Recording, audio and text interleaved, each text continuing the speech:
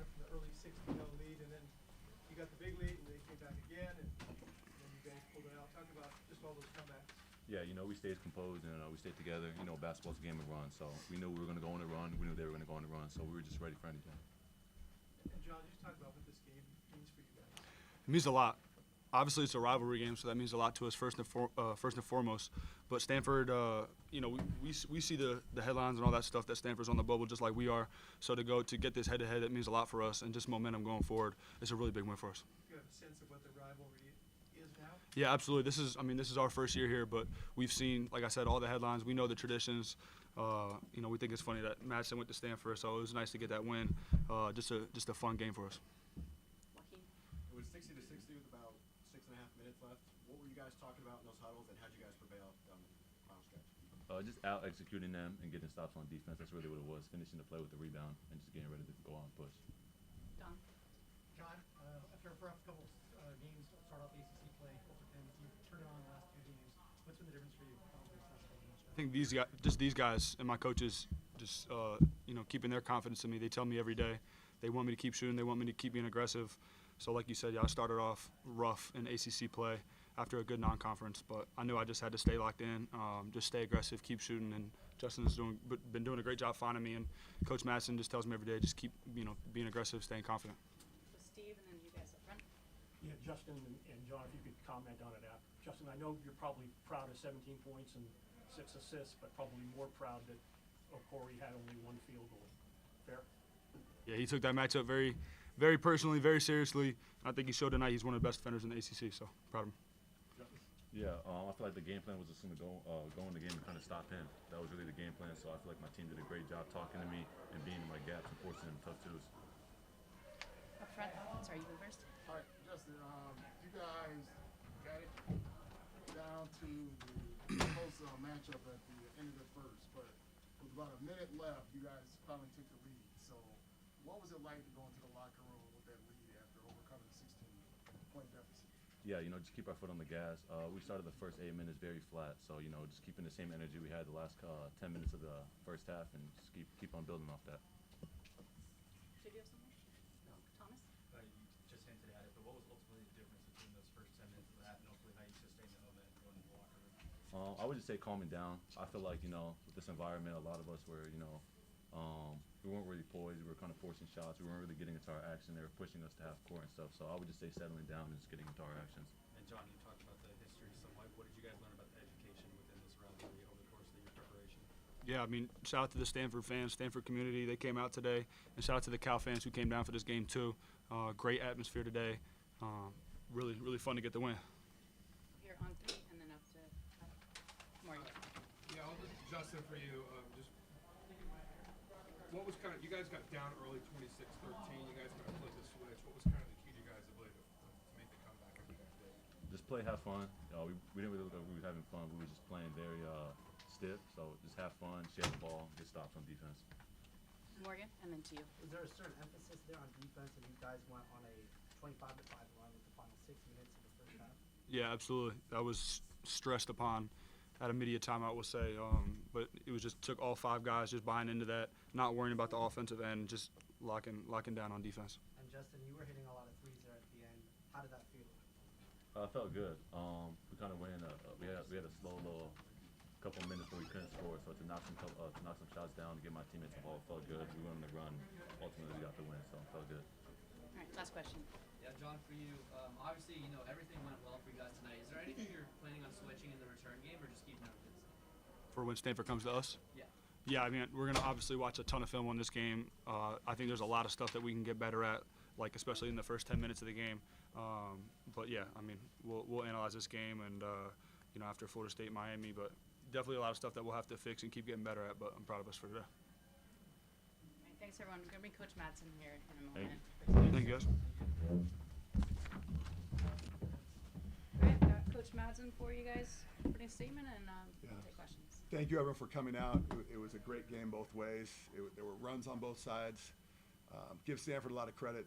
They came out and absolutely got us on our heels, had us totally out of rhythm, and just really took control early. I was proud of our guys for battling back. Open to questions. Start with Joaquin and then Jim. Coach, how special is this one for you? First one. here as a member of Cal?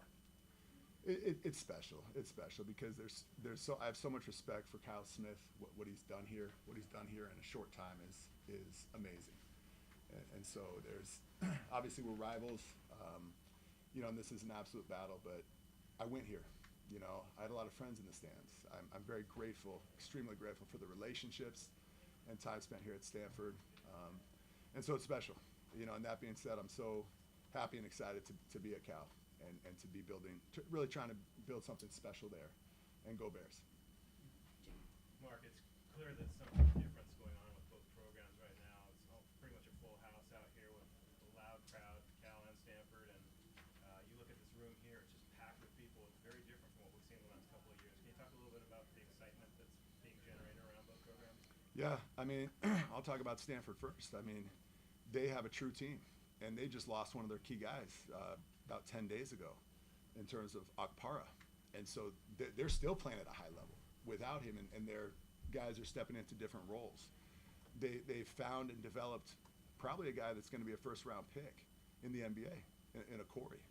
An unbelievable talent, a guy who has dominant skills on the court. But talking about those two guys, you could go down the whole roster and of just what is being built here at Stanford. And so Stanford has really elevated the level of basketball here on the peninsula, in the Bay, and nationally.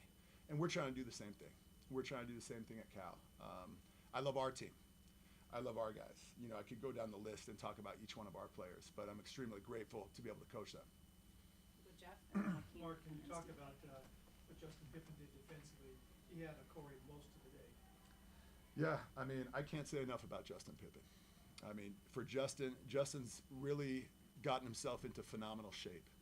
He rarely looks tired out there. And he guarded the other team's best player. You guys saw the same thing I saw. He's pushing the ball in transition with a speed and a pace that's unbelievable. And so that is great to see by itself. He's making huge plays. And so I thought Justin, really on both sides of the ball, was really strong. We were completely on our heels during that stretch of the first half. Completely off balance. Stanford did such a good job on that. And it was Justin that kind of steadied the ship a little bit. And so having a guy like that is huge for our team. Besides shadowing Corey, talk about what the rest of the defense did to try to help him. Look, we did our best defensively. We tried to throw different looks at him. Every player is going to have a night where they don't shoot it great.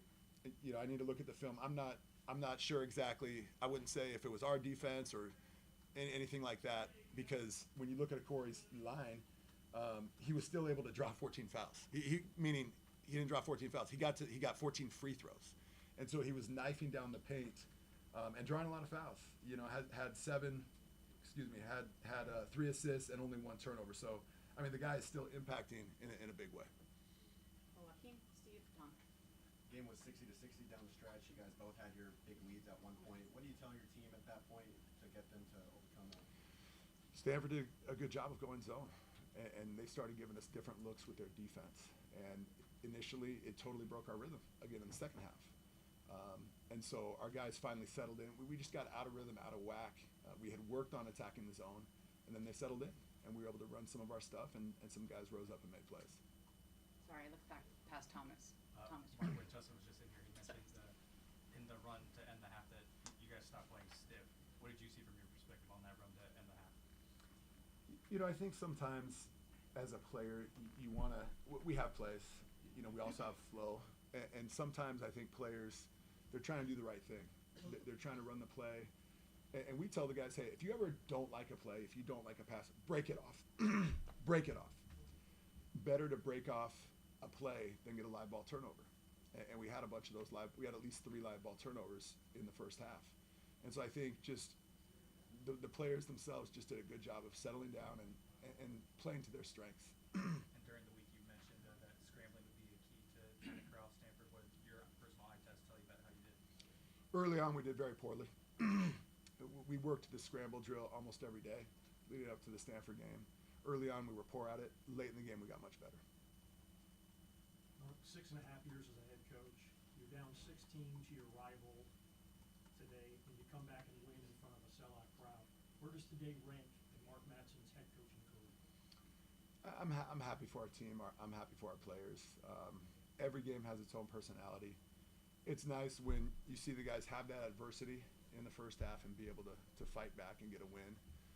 When you ask the question, I remember Mike Montgomery. There's a specific memory coming to my mind, and it's the Rhode Island game where we were down 14 late in the game. And honestly, as a player, I'll be honest, you kind of think it's over. And Mike Montgomery came to that huddle, and he had so much belief in his eyes. My thought and feeling in that moment, and I will not forget it, is, hey, just keep battling. You never know what can happen. And that's been kind of a lesson for me just for life. Hey, no matter what it looks like, just keep battling. Maybe you win, maybe you don't, but better to go down fighting. Milos comes in with about 8 minutes left in the middle of that second half Stanford run. What's the message to Milos when he's got to come in and basically close the game out with a lead? Well, I think, you look at Milos. He finished with 6 rebounds, and Milos is a professional. I mean, he had a tough injury over the summer, and he's really had a full recovery. But it took a little while for Milos to regain his rhythm. And so I thought he did a really good job on the glass.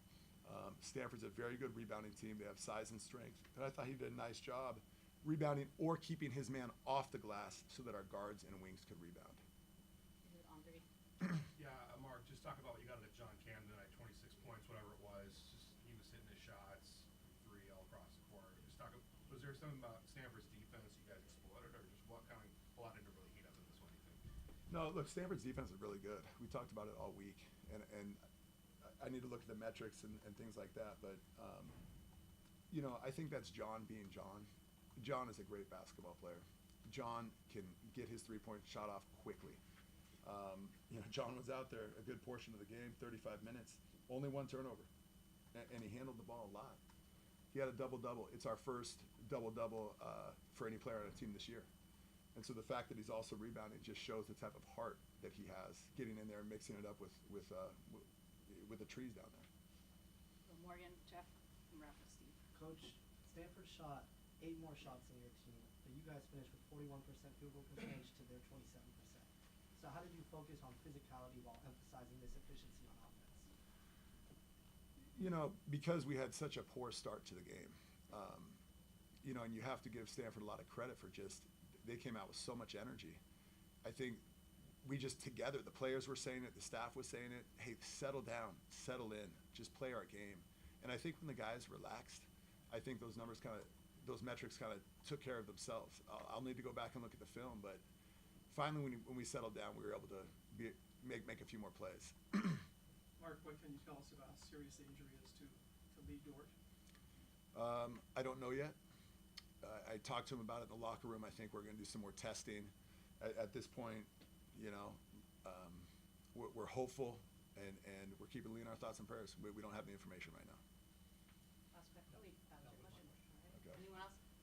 Let's end with you. All right, Mark, when you guys overcame a 16-point deficit, and right at the 1-minute mark, you guys took the lead for the 8th lead change. So how did your halftime speech change when you guys went into halftime with the lead, when it looked kind of bleak before that? Yeah, it was super bleak. And the halftime speech 100% changed because most of the timeouts were pretty aggressive going after the guys, just telling them, settle down, just play basketball. I thought Justin Pippen did a great job. He had at least 1 3 during that stretch. He was flying around the court. Justin really settled us down, and that was a huge contributor to allowing us to gain a little bit of momentum.